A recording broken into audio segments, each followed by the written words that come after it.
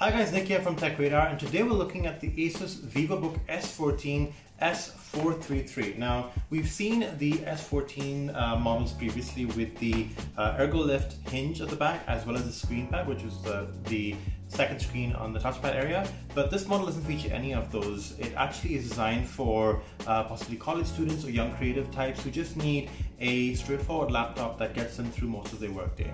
You can also personalize your laptop with these very cool and interesting stickers that ASUS provides for you. So you can literally just peel it off and stick it on your laptop to give it a bit more of a personality.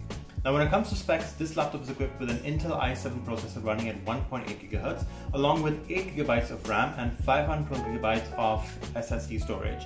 Now, you also have an NVIDIA MX250 GPU, so that means you can run slightly more daunting tasks on this laptop, for example, entry-level games and a little bit of photo editing. Now, the downside of this laptop is it's a little bit tricky to upgrade. The RAM itself is soldered onto the motherboard and there aren't any extra slots to slot in more RAM. So the only thing you can add to this laptop is storage. And then again, you're only restricted to an M.2 SSD. And there's only one slot, so that means you can't have, say, one drive for your OS and the second drive for data or anything else you want to store. So that's a little bit of a drawback for this particular model. Now, the laptop weighs in at 1.4 kilograms, which may be a little bit heavier than some of the other laptops we've seen from ASUS in the past, but it's not too bad to throw into a laptop bag or a backpack. What makes it a lot better is the fact that this is the laptop charger. This tiny thing that's barely the size of my palm is actually the laptop charger, so that takes a lot of weight away from when you're carrying this around with you on the go.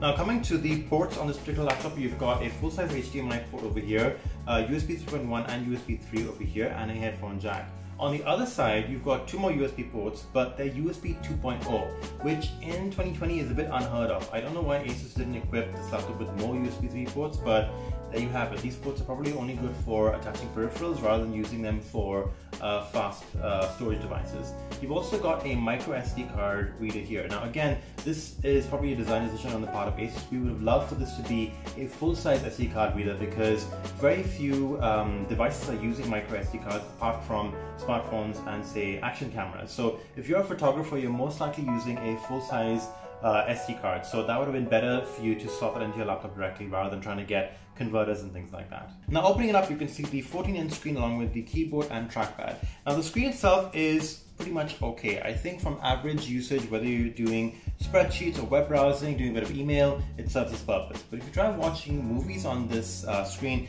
it isn't as bright as we'd like it to be. So certain scenes we were watching in Guardians of the Galaxy were a little bit too murky for our liking. Even if you up the brightness on the display, it doesn't go very far. The keyboard itself is fairly comfortable to type on. Our only problem with it is some of the keys placement. For example, you can see that there's a power button and the delete button right next to each other. And a lot of the times during typing, we would hit the power button instead of the delete key, which is a little bit frustrating. The other thing is that we have a function button here at the side of the keyboard next to the arrow key.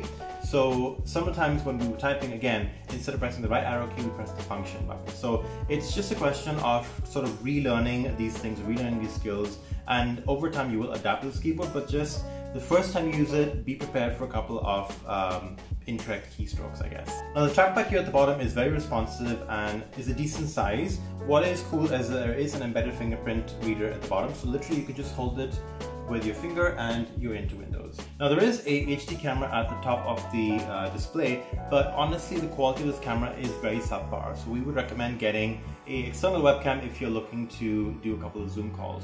The webcam also doesn't support Windows Hello, so you can't use it for facial recognition to log into Windows. Now, at the bottom of the laptop, you have two downward-facing speakers that have been certified by Harman Kardon. Now, they're quite loud, but they actually don't feel loud enough, and they also lack a lot of quality when it comes to the audio. So if you are using them to watch a movie, you won't get that great of an experience. We'd recommend connecting either a Bluetooth speaker to this laptop or using your headphones. Now, the one thing we were definitely impressed about with the S14 is its battery life. You could easily get anywhere between 9 to 11 hours on a single charge with this laptop, depending of course on what your workload is. It's definitely something that's going to be a decision maker for people who want a laptop that's going to last them through the rest of the day without having to run to their charger. So that's a look at the ASUS VivoBook S14 S433. Of course, you can check out the full review on TechRadar.com. Let us know in the comments below what you thought of this laptop. If you have any further questions, we'd be happy to answer them. And don't forget, for everything else in the world of tech, stay tuned right here to TechRadar.com.